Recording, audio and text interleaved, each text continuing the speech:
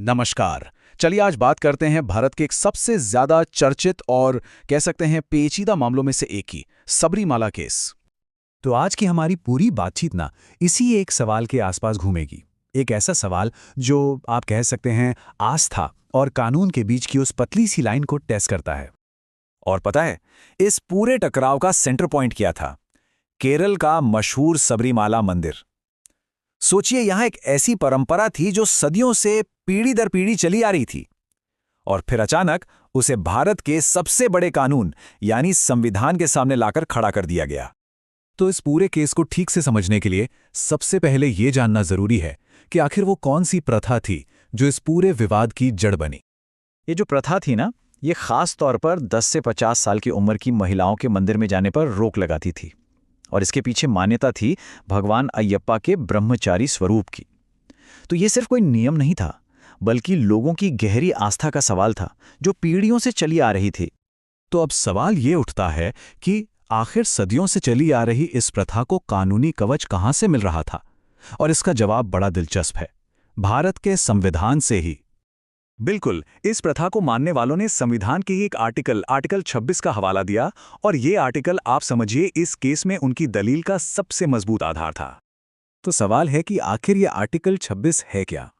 देखिए, आसान भाषा में समझें तो ये भारत में किसी भी धार्मिक समूह को अपने मजहबी मामलों को खुद मैनेज करने की पूरी आज़ादी देता है, और ये हमारे यहाँ जो धार्मिक स्वतंत्रता का अधिकार है उसका एक बहुत ज़रूरी हिस्सा है।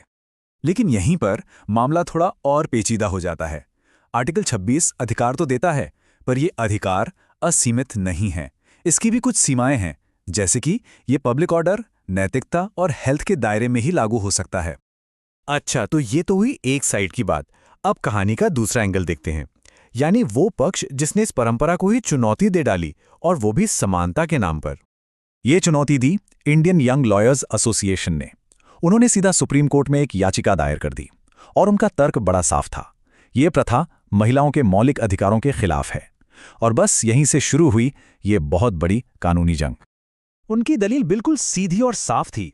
उनका कहना था कि सिर्फ किसी के लिंग या उम्र के आधार पर उसे पूजा करने से रोकना, ये तो सीधे सीधे समानता के अधिकार का हनन है, और समानता का अधिकार तो हमारे संविधान की नींव है, उसका मूल सिद्धांत है। तो अब देखिए टकराव कितना सीधा था।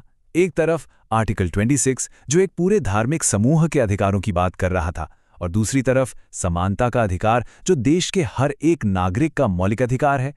अब सुप्रीम कोर्ट के सामने यही सबसे बड़ी चुनौती थी कि इन दो मजबूत संवैधानिक अधिकारों के बीच संतुलन कैसे बनाया जाए।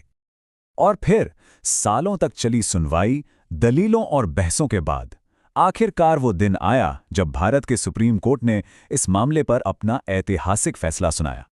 फैसला आया 4 की मेजॉरिटी से, मतलब 5 में से 4 जजों की राय एक थी। और फैसला यह था कि सबरीमाला मंदिर में अब हर उम्र की महिलाएं प्रवेश कर सकती हैं। ये एक बहुत ही बड़ा और ऐतिहासिक फैसला था। कोर्ट ने अपने इस फैसले के पीछे कई मजबूत तर्क रखे। सबसे पहला और सबसे जरूरी तर्क ये था कि महिलाओं को मंदिर में जाने से रोकना उनके समानता के अधिकार और साथ ही अपने धर्म को मानने की आज़ादी, इन दोनों ही मौलिक अधिकारों के खिलाफ है। दूसरा बड़ा पॉइंट जो कोर्ट ने उठाया वो ये था कि ये प्रथा हिंदू धर्म की कोई आवश्यक धार्मिक प्रथा नहीं है, मतलब इसके बिना भी धर्म का पालन किया जा सकता है। और ये कानूनी नजरिए से एक बहुत ही बड़ा तर्क था।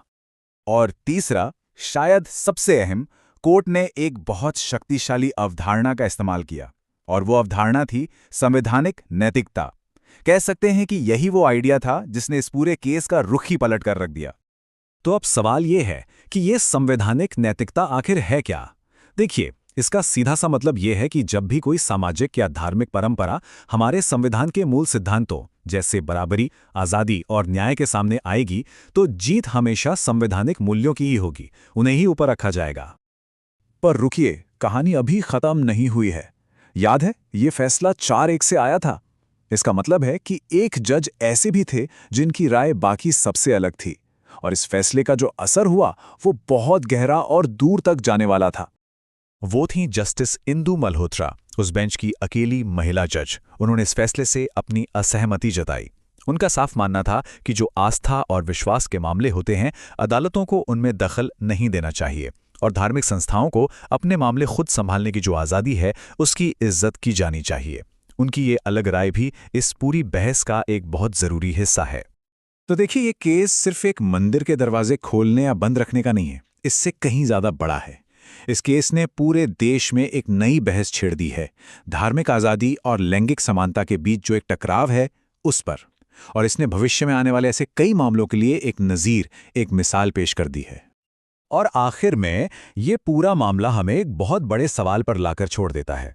सबरीमाला केस ने हमें ये तो बता दिया कि देश का कानून क्या कहता है, लेकिन एक समाज के तौर पर हम आस्था और मौलिक अधिकारों के बीच वो लाइन, वो सीमा रेखा कहाँ खींचें? ये एक ऐसा सवाल है, एक ऐसी बहस है जो शायद आज भी खत्म नहीं हुई है।